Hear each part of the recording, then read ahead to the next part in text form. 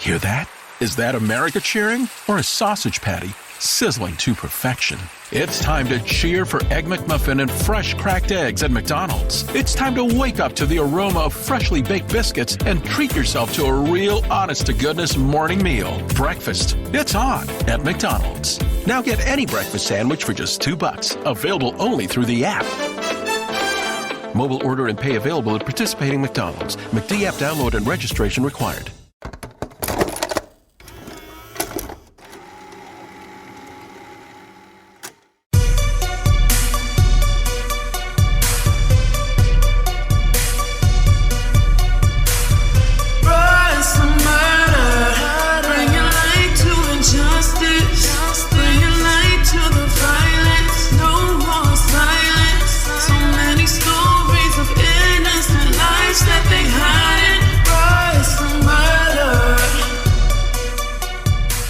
But hey, welcome to the show where we talk about murder, music, and cicada jumpsuits. Because again, it's the moment.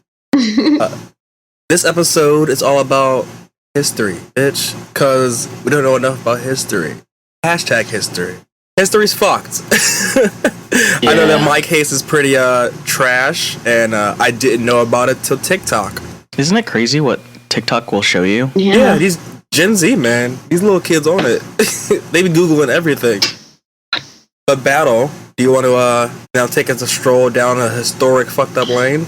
Yes. Hey everyone, what's up? It's Battle, and I'm just one part of Bruz Murder. You sound so enthusiastic. So today we will be covering some historical events, and I'm just kidding. I won't do that the whole time. No, yeah. It sounds like a PBS special. So today we're going to talk about a little bit more about historical events that happen, and not the normal types that, you know, we've heard of before, maybe. I mean, these are pretty standard.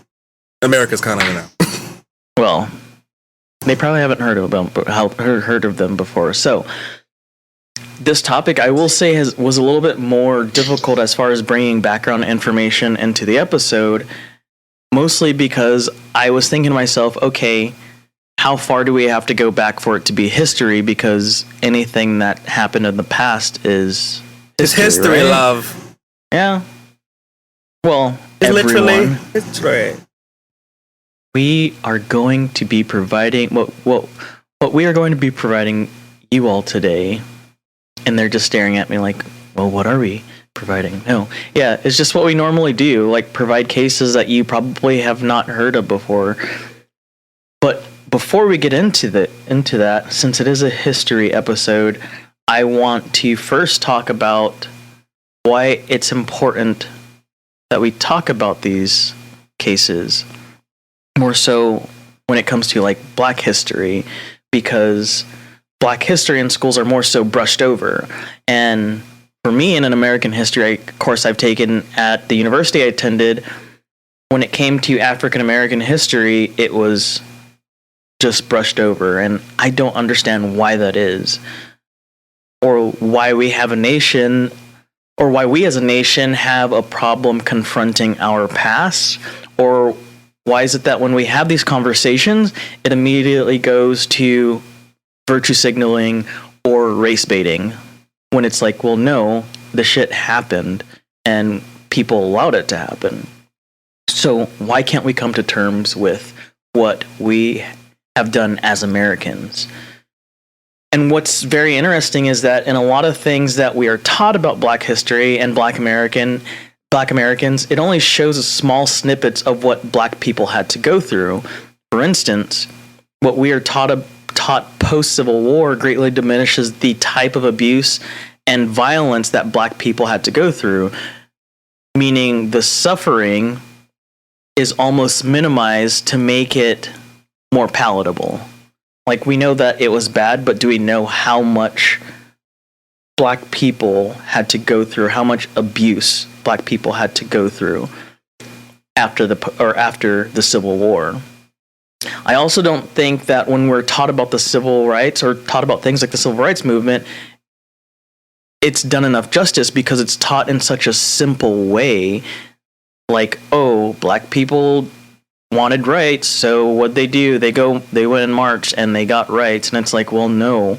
what really happened. Let's illuminate more on what happened. It's just really oversimplified, in my opinion. Something that we talk about a lot on our podcast, or underlying tones in our podcast, are about systemic racism. And I would imagine you probably heard and learned about systemic racism from this podcast more than you have learned about it in school. And that's because it's not taught. Why? It's because, again, it makes these situations, it makes the ideas of systemic racism, or what has happened or what's continuing to happen, more palatable. For instance, little things like November 2nd, 1920, in Ocoee, Florida, a mob of white men set fire to homes of black communities because black men ended up showing up to vote in their county when they were allowed to vote. No one probably has ever heard of that. I have never heard of it. Yeah, that's something that happened. And that's just one example of something that you probably didn't know about. But when it comes to Black history, the most important thing is that whenever it's taught from a Black perspective, because if it comes from anyone else, but anyone else other than a Black person, is it really Black history at that point? So today we are going to take a journey back as far as the 1800s to go over some cases and murders that happened in the past. While they did happen a long time ago, they should still be in a place where we can find information if we want. So sit back and enjoy our best friends talking about some of the craziest things that have happened in history. Yes. I love that. So who wants to go first? Because I usually go first. So I'll leave it up to Kelly and or Robert. Take it all. I'll let you. So mine is not a specific like murder or anything. It's more of a cultural genocide kind of situation. Go for it. Are you guys interested? Should we start with that? So this is history, but it was in the news last week. Last week, okay, I've been like practicing this all day. Tecumseh, an indigenous tribe in British Columbia, one of the First Nations groups there, announced that they had uncovered the unmarked graves of 215 indigenous children at the site of a former residential school in the city of Kamloops. So this was surprising to everyone except for the indigenous people in Canada. So residential schools are a part of a system that we also had in the United States, not formally connected, but a very similar situation where children are essentially abducted from communities and they are, put into boarding schools and in terrible conditions to be re-educated under white Canada or America. The fact that this happened in Canada is interesting because often Canada kind of gets put into a very positive light, I think because of their adjacency to the United States. If you're standing next to, a super crazy person, you seem a little bit less crazy. But it's important to remember that they are still colonizers. They've still stolen and murdered and raped so many First Nations peoples. And that the conditions that First Nation people in Canada still go through today is horrible. So these schools in 1910 were described as geared towards the final solution of our Indian problem. And between 1867 and 1996, the Canadian state abducted more than 150,000 Indigenous children. And often they just showed up with cattle cars, loaded people into them, and drove off. And the families had no knowledge of where these children were being taken, if they would be returned. And obviously these schools were filled with emotional, physical, and sexual abuse. So the Canadian state recognizes 3,213 deaths that occurred during that period with these students, though the reality is it's most likely much higher than that. Official death statistics are always a little fuzzy, especially with a marginalized group like First Nations people. And the mortality rate that we can observe with even in that 3,213 deaths figure means that the mortality rate of those children specifically was between 2 and 5 times higher than the average school child in Canada at the time. So it's not even that, okay, well, kids get sick when they're off at boarding school and they die. No, the conditions that these children were forcibly put into killed them at 5 times, sometimes higher rates than the average Canadian white school child. So in 2015, there was a Truth and Reconciliation Commission that was formed in Canada, and they were attempting to form some sort of reconciliation with First Nations people within Canada. And that group specifically identified 94 calls to action.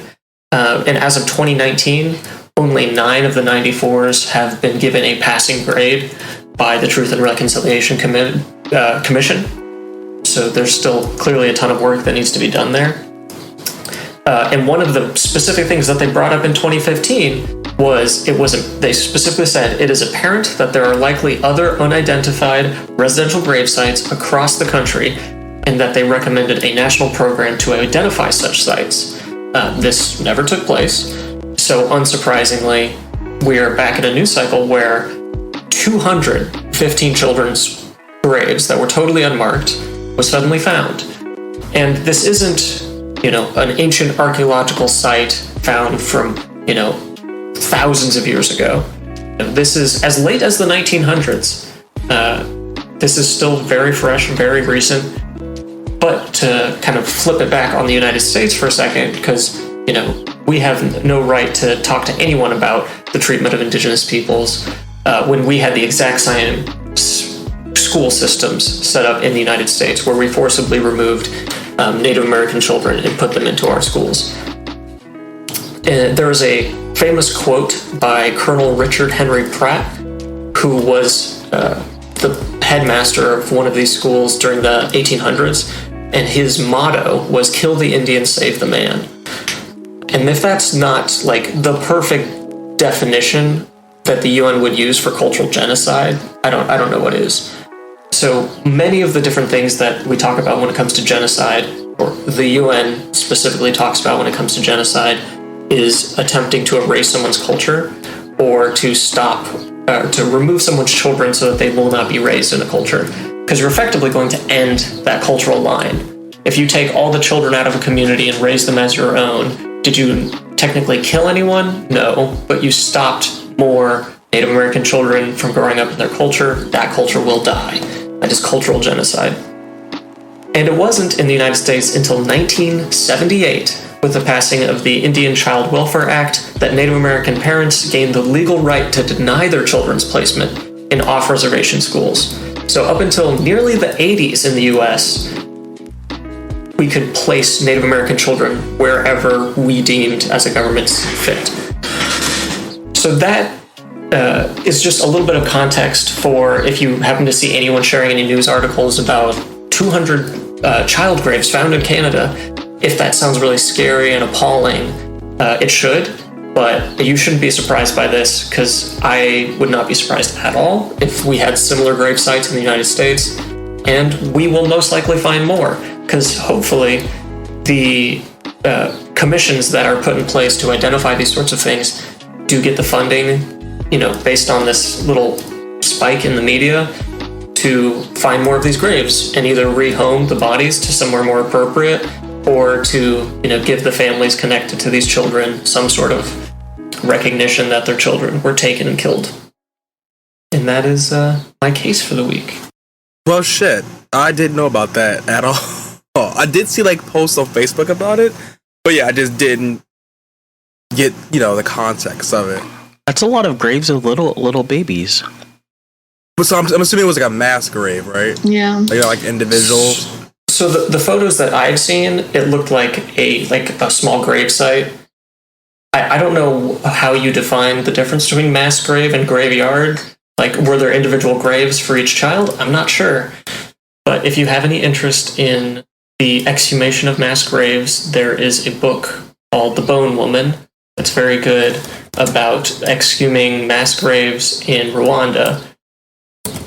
It is written by a famous forensic anthropologist Google harder. whose name is Kliakov. Because it's called the Bone Woman. That's a pretty badass name too for a The book. Bone Woman, yeah. She, one of the things I remember that she kind of pioneered in her book was during the exhumation of graves in Rwanda, they were trying to identify people, but they didn't have any identifiers on them. And you can't exactly put bones in front of a family member and be like, is this your sibling? So what they ended up doing was taking photographs of the skulls, but covering up the maxilla and mandible, so it was just the teeth, and people could remember the smiles. Yeah. And that's very sad. Yeah. It's rough. Yeah. But thank you for bringing that to our attention. Yeah. Book rec and some condemnation of the Canadian government handling of First Nations people. Always here for it. So, Kelly, do you want to take it? Sure. So, mine isn't like actually that far back in history, but I think it's... So my case is the bombing of the organization Move in Philly in 1985. Also something that I heard from TikTok. Didn't know about it till that. Yeah, I learned about it fairly recently. So, for context, Move was a black liberation group that was founded in 1972 by a man named John Africa. Originally, his name was Vincent Leapart. It fused ideologies similar to those of the Black Panther Party with like those of the hippie movement. So they were very pro-rights and then also like pro-animal rights, pro-environment, things like that. I could vibe with that. They had a very strong Christian background. The original name of the movement was actually the Christian Movement for Life. Can't vibe with that. Yeah. Well, and they were more... They were considered by many to be almost on the border of like cult-like, in that they believed in communal living, and when you joined, you generally changed your last name to Africa. So everybody's last name was the same, and they all kind of lived together. And they also didn't believe in like formal education, so they would keep their children home and things like that. It's like borderline Hotep right now. But I'm riding the wave though. So some more, just a little more background. They had contentious relationships with their neighbors, so they would live in a home. They weren't a very big group. Generally, their original living situation was they lived in this row home, and again, they lived like communally, and they were causing issues with their neighbors. And so because they were technically squatting at the time, the police came in 1978 to kind of get them out of the home, and that turned into a violent confrontation with police, and where 9 members were incarcerated for the death of a cop, which there is some evidence on both sides saying that, or like there's contentious evidence there that he might not have been killed by any of the members of Move, but by another cop shooting into the home. Oh wow. After they left that home, they moved into a row home at 6221 Osage Avenue in Philly, which was a middle-class black neighborhood. They lived there for 3 years as tensions mounted between them and their neighbors. Many complained of trash left around the home and members shouting through bullhorns at all hours of the day. And they had even at one point, I think it was like late 1984 to early 1985, had boarded up the windows and built a bunker on the roof. So by the time May came, it was becoming even more of like an issue within the community. So on May 12th, the day before the final confrontation, the city of Philly actually evacuated everyone on that block so that they could. Sorry. She interrupted herself, everyone. It wasn't us. I even have the sound off. Anyway, yeah, the day before, on May 12th, which was Mother's Day, they evacuated the entire block. and they evacuated the entire block, telling the residents that they would be able to return to their homes the next day. What took place on May 13th was the very early hours of the morning. The police commissioner, Greg Sambor, gave MOVE 15 minutes to vacate the residence. He called to them through a bullhorn and read out their they read out warrants for arrest of 4 of the 7 adults who were currently residing in the home, which were, by the way, all misdemeanor charges. The members did not come out, and gunfire was later exchanged. Although, obviously, the police had much more firepower, tear gas and high-powered water hoses were also used by police to get the group members to leave the residence, which they did not. They held out late into the evening, and despite the destruction done to the home, the reinforcements that they had put in themselves held pretty steady, so the police were not able to infiltrate. Oh, so they kind of like prepared for this. Yeah, they were ready. Yeah, they had reinforced the home with the bunkers and boarding up all the windows for something like this. When you know, right? Yeah. So around 5:30 in the afternoon, Mayor Wilson Good approved a police request to drop a bomb on the Osage Avenue row house. The home did not take significant damage, but what happened is that it ignited a fire that would end up engulfing the entire 6200 block. Damn. 62. Wait, okay, never mind. Yeah. Okay, I was like, dang, what the hell? That's so much. That's a lot of houses. It's better. The fire burned for about an hour before attempts were made to contain it.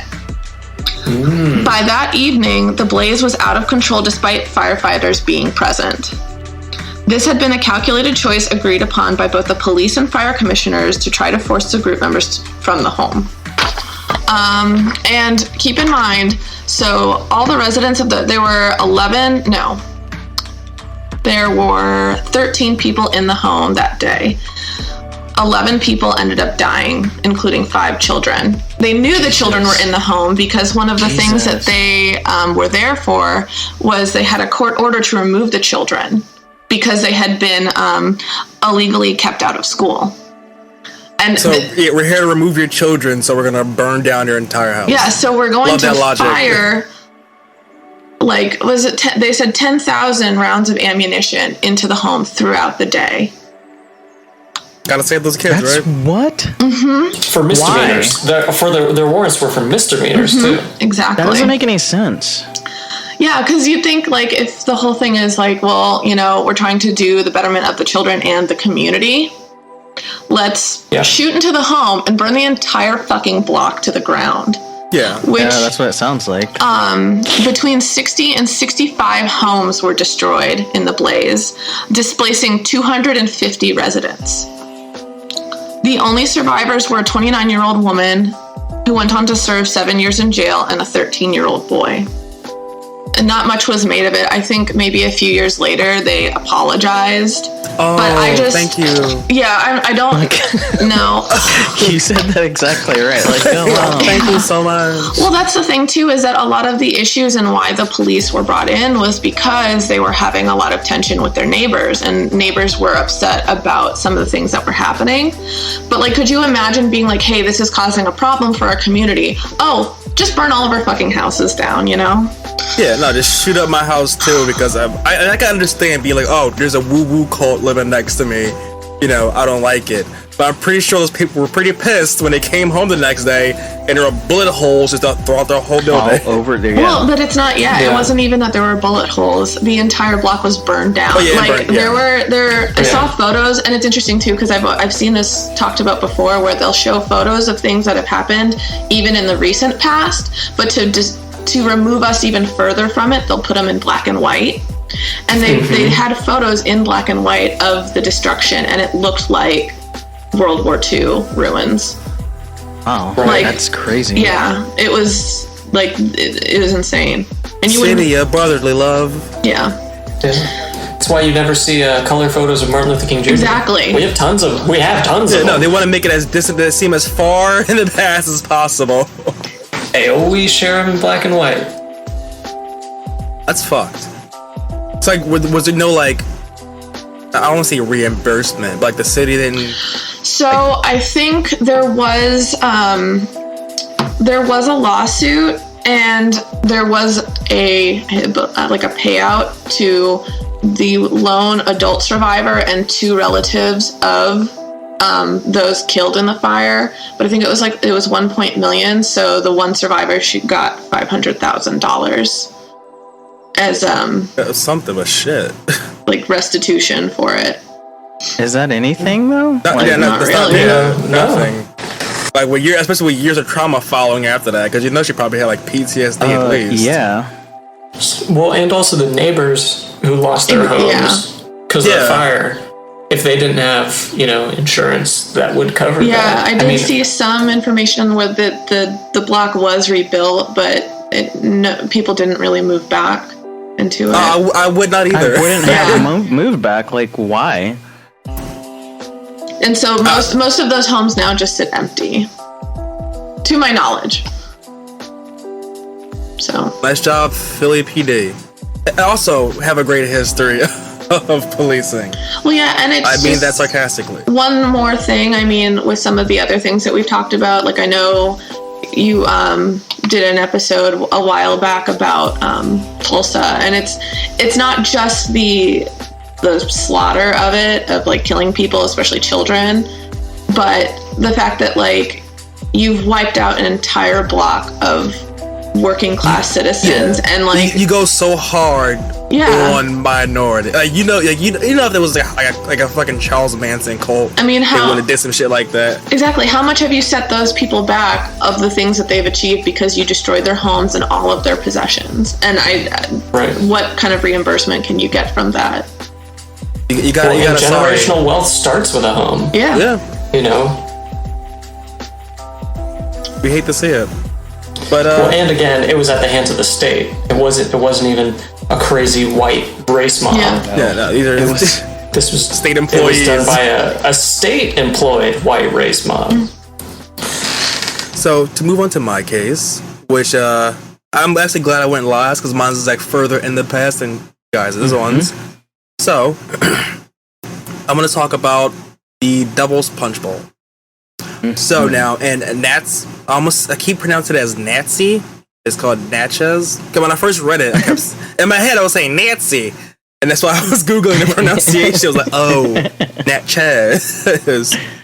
So in Natchez, Mississippi, there is a natural cabin deep into the woods east of the Mississippi River. It's like a quarter mile away from the Mississippi River. And in front of that, there's also a big cemetery, the Nancy City Cemetery. Now, according to local legends, pirates actually used to hide treasures and shit like this in this deep, deep cavern. Like they'll, sail up on the Mississippi River, dock over there, throw their shit in here and walk away and leave it there. So people usually just go there to explore it. There's people who splunk down there, just what cave people do, I guess. Cave people? Yeah, I'm not a caver, I don't know. People have fascinations with the cave. Doesn't seem fun for me. Fuck a stalactite. Is Bros of Murder strictly stalagmite? We hate it. Started from the bottom. And where'd you go? You were right there. Stalactites are just hangers on, Talk about that drip. Oh, no. But in recent years, and this kind of all started in 2015, due to cave floodings, a huge mass grave of skeletons were unearthed. And this had a bunch of archaeologists come and descent on it, and they found out that those skeletons belonged to thousands of freed slaves, and those slaves were part of one of America's many concentration camps. Jesus. And this concentration camp was called the Devil's Punch Bowl.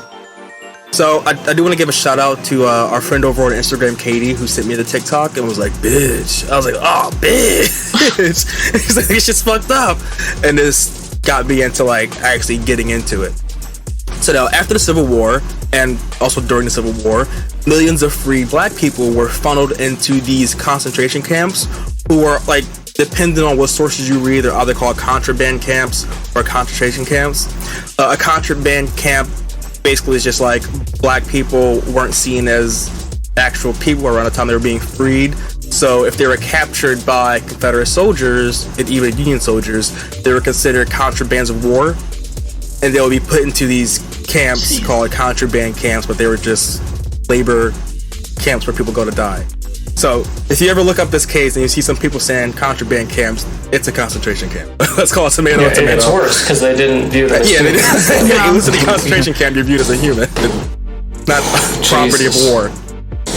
Oh. Yeah, so I was going for, instead of saying like freed slaves, I just call them black Americans because they were no longer slaves of property. So in August 1861, the Union Army and the U.S. Congress determined that they would no longer return black Americans back over state lines because, you know, they still viewed them as property. Yeah, on paper they're freed, but they don't consider them that. So they just weren't letting anybody go. And instead of like letting them go or let them just like hang out and live their lives, they would put them in these concentration camps and keep them as property. It was like, the best way I can explain it. It was more just dumb labor. Like the shit they were doing really didn't mean anything. It was just slavery with extra steps. They would usually be set up together off like outside of different cities and get funneled in and do certain work and certain jobs and then put back into these camps. And the most popular one was the Devil's Punch Bowl, because the way the Devil's Punch Bowl sits, it's literally just a big, huge fucking hole in the ground. Just a big ass hole in the ground, and it's surrounded by a forest with like a natural barrier. So these soldiers would, you know, put these black people basically in this hole, and then they walled it up with concrete around it too. So you really just had no way to escape or even get out. And about 20,000 black Americans were in that hole together. Yeah, and the conditions there were actually so bad that it's on record that people, because like you have people from the city outside Mississippi and Natchez kind of come in and investigate and see what happens and then put stories in the newspaper. And you had a lot of these black Americans who were pleading to get out because they're like, hey, I'll go back to working on a plantation. Like, just get me out of this hole, get me and my family out of here. I'll do whatever you want. And they were just confined to that hole. And the main issue about like letting these black people free is that a lot of these people in these white towns didn't want that influx of black people. Like the one town in Natchez said that if they would let them out, the population would have went from like 10,000 to 120,000, and the majority being black, and they were just like not for that. So the main issue when it came to like within a year, 20,000 slaves died. Well, black Americans died, sorry.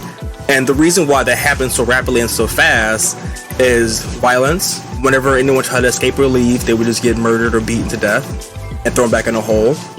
And then smallpox. There was a huge smallpox outbreak, and they couldn't get rid of the bodies. So when someone would drop dead of smallpox, and if people were like, hey, we need a barrier to get them out of here because we're in a hole, the soldiers would just tell them, bury them, like just leave them where they sit. So it was just riddled with just disease. And then after a while, they also stopped sending in water, food, other resources. So you have people who are starving to death, dying of dehydration, dying of this intense labor, and then dying of smallpox. And they would just keep throwing more and more people down there. Yeah, and the main death rates, the main ones who died were children, the elderly, and the men working. And mainly the women are the ones who survived, and they would pass down the story of the Devil's Punch Bowl later to the families, to the ones who got out. And for the longest time, it was never actually like recorded what actually happened there, and it kind of became a local legend until around 2015 when these bones started popping back up, and then people really started digging into it. And the main reason why I wanted to talk about it is I just had no fucking idea. I didn't even know that contraband camps were a thing, or that America even had a history of having like concentration camps. But you look into it, and well, wasn't it with there was it Japanese or Chinese concentration camps? that was Japanese, right? It was Japanese, but many Asian diaspora people were put there. I mean, just like Battle was saying earlier, this is exactly the kind of thing that like we should be taught about. We covered the Civil War multiple times throughout my education, and I'd never once heard anyone mention about Confederate concentration camps. Yeah, I really when it came to like American concentration camps, I just thought about that one where they had like, you know, Asian right, like Myanmar. Yeah. Not Myanmar, what am I saying? Oh my god, I'm gonna forget the name now. Oh, I was gonna bug you, isn't it? Andersonville? It is. Or No. Go ahead, Google it, it's alright. I am. well, it's interesting. Just a quick while you're doing that. I looked up a few different things for this episode, like in history, and yeah, the main theme is that nobody knew that this happened. Manzanar. It's not Myanmar. Manzanar. Yeah, that was my only reference to concentration camps in America. But after looking into this, yeah, no, it was a thing, and it was an ongoing thing. I'm sorry, Kelly. Go ahead. Sorry, that was my fault. Just that, yeah, these horrific things would happen, as obviously, especially to minority groups, and it's just wiped from the record, and like nobody talks about it because of the way that it makes the people who perpetuated it look, and then victims don't talk about it because they're afraid of additional retribution against them. And it's the same thing over and over again. I mean, even with my case where like once like it happened and it was reported on, nobody talked about it. But it's kind of like the same thing with the news cycle nowadays, where like something big happens and then everybody forgets in a couple months because there's so much stuff. Yeah, there's just more and more shit. Yeah.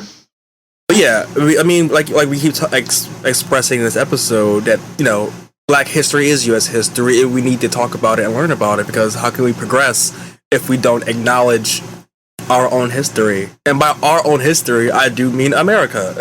Yeah. Well, and you know, in all of our cases, there were kind of these like aspects of like erased history. Yeah. And like in, you know, Devil's Punch Bowl and with the mass graves of Native American children, you know, we could be putting resources out there to locate more bodies and actually improve our understanding of like what has happened and our understanding of history. But from what I can understand, there's not resources for it. Yeah, it's not a priority to people. Well, it's because then we'd have to admit first that there is like more structural issues than we have, and we don't want to. Like, if we admit it, then we have to, or like, if we acknowledge it, then we have to admit that we're doing something wrong, and we can't do that. Right. America doesn't want to sit in its own shit. Exactly. They rather just like spray air freshener around. You gotta have that good cognitive dissonance. Yeah. Well, and, you know, when we talk about, like, the people who say, like, the Confederate flag is their, like, culture and their heritage. Is this your culture? So this is a Contraband group of camps? people. Contraband camps, that's what you want statues for? That's what you want us to remember? Okay. Like a hole in the ground full of disease and death? That's what you want to See, because I want to see a statue or a museum about contraband camps, so that you understand growing up in that community what your ancestors were a part of. Mm-hmm. I will say the one thing that I think that I've been seeing a lot that especially is fitting because it is June right now, that Juneteenth, yeah. Also, like, gay marriage has been around longer now than the Confederacy, so that's more a part of our heritage. There it is. That stupid flag. There it is. That's crazy to think, huh? Yeah. Yeah, that there may be gay couples out there who have been married longer than there was a Confederacy. Straight from the Union, you know? But yeah, no, that was our history episode. We had some great conversations, some great cases. I think everyone did a good job. Hats all around. Do you have any plug? You got anything to plug, Battle? Anybody else? Battle, you have any? I made a really cool demon mask for the band I'm in. Ooh. I'll send you guys a video. Yeah, send us some shit. Pretty sick. Battle, do you have anything to plug? No, the whole interview things. Some people, I reach out to people and they're like, "Yeah, I'll do it," and then I have the meetings and they don't show up. So it's been like kind of makes me sad, like because I really want to highlight different people of color, and it's not just black people. Like any person of color that is doing something that's bigger than themselves or bigger than any one of you all, or like us, bigger than us. It's like I want to be able to do that. And y'all, if you have people that you think that would like to sit down with me for a conversation about what they do to highlight them, maybe like throw them some throw a bone, like that'd be pretty everyone dope. loves free promo. I want to collaborate with people of color that do something outside of what we're supposed to do, right? So let's diverse up the field, fam, and have a good time. Kelly, you have anything to plug? Nope. Just. But yeah, neither do I. Make sure you check out the links below. You see all of our social media link, the Spotify playlist, our sources and whatnot. You can also check out the Patreon because we're going to be putting content on there. And stay litty. Pet kitties. Bye. Also enjoy the next song. Bye. See ya. Bye. Chop, chop, chop.